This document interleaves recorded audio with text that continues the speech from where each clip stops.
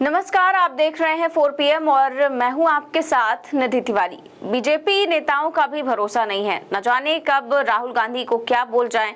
कभी कहते हैं कि उनकी जबान काटने वालों को इनाम दिया जाएगा, कभी कहते हैं कि वो आतंकवादी हैं, तो कभी कुछ और तो कभी कुछ और। अब रेल राज्य मंत्री रवनीत सिंह बिट्टू, उन्होंने राहुल गांधी के खिलाफ एक और विवादित बयान दे दिया, जिसके बाद से ही देश भर की सियासत गरमाई हुई है। रवनीत सिंह बिट्टू ने नेता प्रतिपक्ष राहुल गांधी को देश का सबसे बड़ा आतंकवादी बता दिया और उनके खिलाफ इनाम की घोषणा करने की मांग भी कर दी है। दरअसल वो भागलपुर हावड़ा वंदे भारत ट्रेन के उद्घाटन कार्यक्रम में पहुंचे हुए थे। यहाँ पर उनको हरी झंडी दिखानी थी।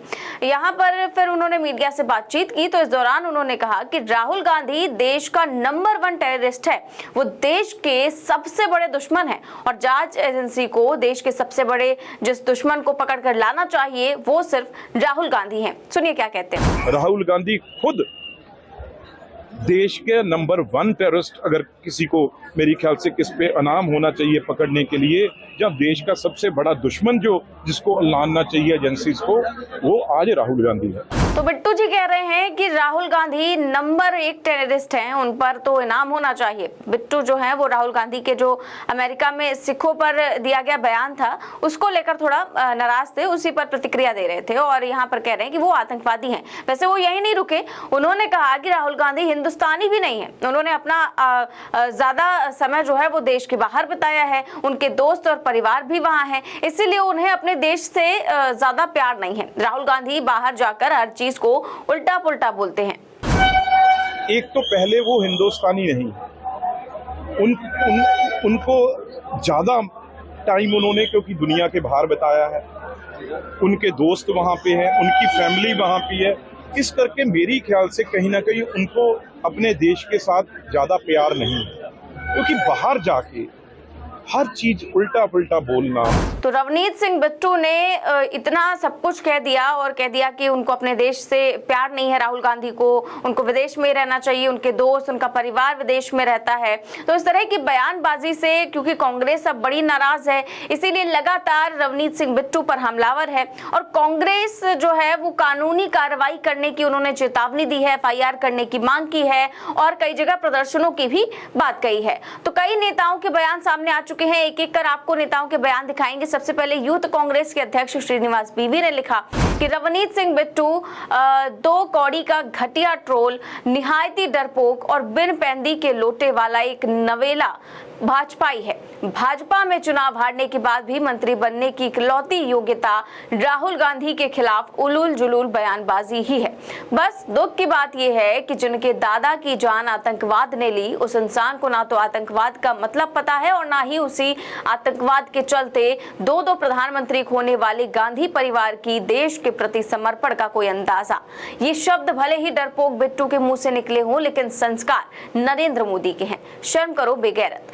तो इस तरह से श्रीनिवास बीवी ने रवनीत सिंह बिट्टू के साथ साथ प्रधानमंत्री मोदी को भी घेर लिया है कि उनकी पार्टी के जो सांसद हैं, जो विधायक हैं, जो मंत्री हैं, वो इस तरह की बयानबाजी लगातार करते हैं। वहीं रवनीत सिंह बिट्टू के खिलाफ मानहानि का मुकदमा करने की बात भागलपुर जिला कांग्रेस कमेटी के अध्यक्ष परवेज जमाल ने की है। उन्होंने मंत्री रवनीत सिंह बिट्टू की ओर से राहुल गांधी पर की गई टिप्पणी की निंदा की और कहा कि मंत्री ने वंदे भारत ट्रेन को हरी झंडी तो दिखाई, लेकिन अपने दिल की काली को स्वयं अपने चेहरे पर ही पोत डाला। जितनी अभद्रता का परिचय उन्होंने दिया, शायद इससे पहले किसी मंत्री ने ना दिया होगा।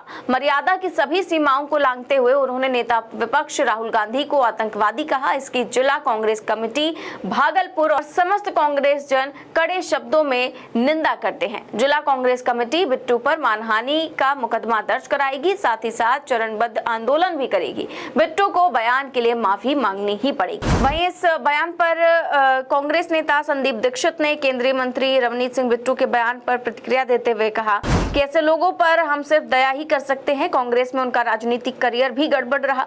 वो राहुल गांधी की तारीफ करते थे और अब कांग्रेस से इस्तीफा देकर बीजेपी में शामिल होकर अपनी वफादारी दिखा रहे हैं। वो उल जुलूल बयान देते रहते हैं, उनकी बातों पर ज्यादा कुछ नहीं कहूंगा। तो ये देखिए आप, ये पहले कांग्रेस नेता रह चुके हैं, वहां पर राहुल गांधी की तारीफों के पुल बांधते नहीं थकते थे। अब उनको राहुल गांधी आतंकवादी लग रहे हैं। तो इस तरह से बिट्टू जी को अब कड़े पलटवार इस समय झेलने पड़ रहे हैं कांग्रेस की ओर से।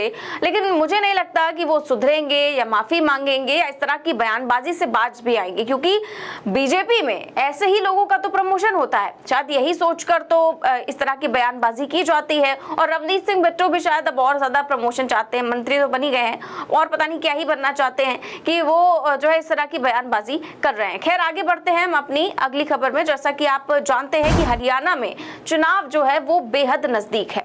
90 विधानसभा सीटों पर चुनाव के प्रचार के बीच लोगों ने अपने नेताओं से हिसाब मांगना भी शुरू कर दिया है। इसी क्रम में अंबाला कैंट विधानसभा सीट से भाजपा उम्मीदवार और पूर्व गृह मंत्री अनिल विज को रविवार शाम को जलबेड़ा और शाहपुर गांव में किसानों का विरोध झेलना पड़ा।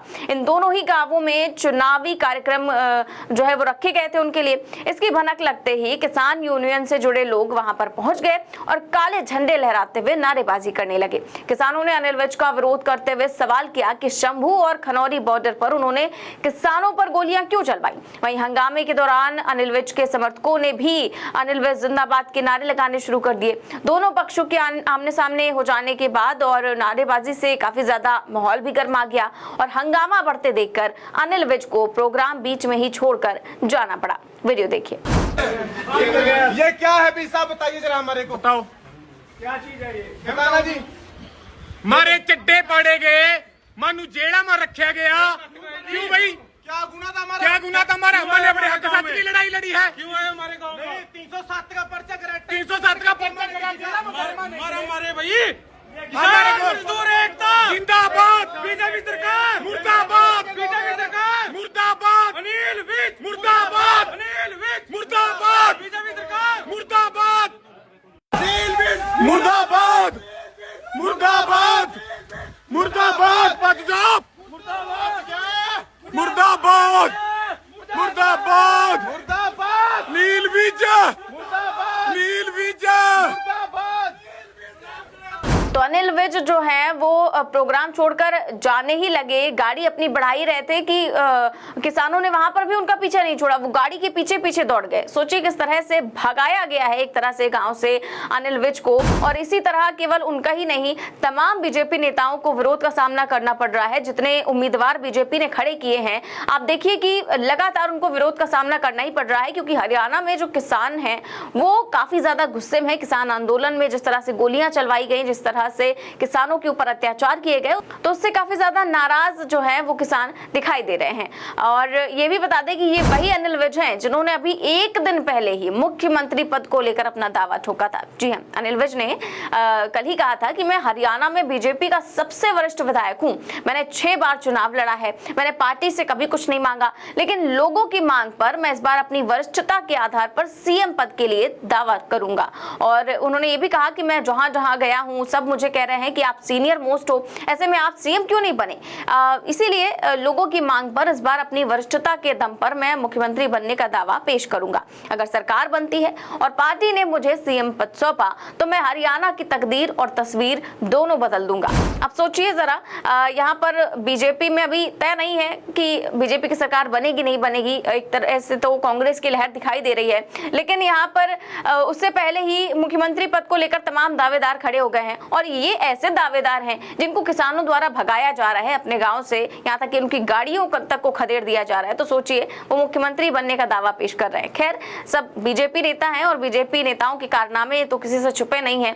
और फिर यही नेता हैं जो आगे चलकर फिर बयानबाजी करेंगे, आतंकवादी कहेंगे, किसी को कहेंगे कि जो है उनकी जीप काट कर ले आए, मैं इनाम दे दूंगा। तो इस तरह की बयानबाजी होती रहती है। तो कैसी लगी आपको ये खबर, हमें कमेंट बॉक्स में जरूर बताएं। देश और दुनिया की तमाम बड़ी खबरें जानने के लिए देखते रहिए 4PM न्यूज नेटवर्क। चैनल को सब्सक्राइब भी करें और ज्वाइन भी। नमस्कार।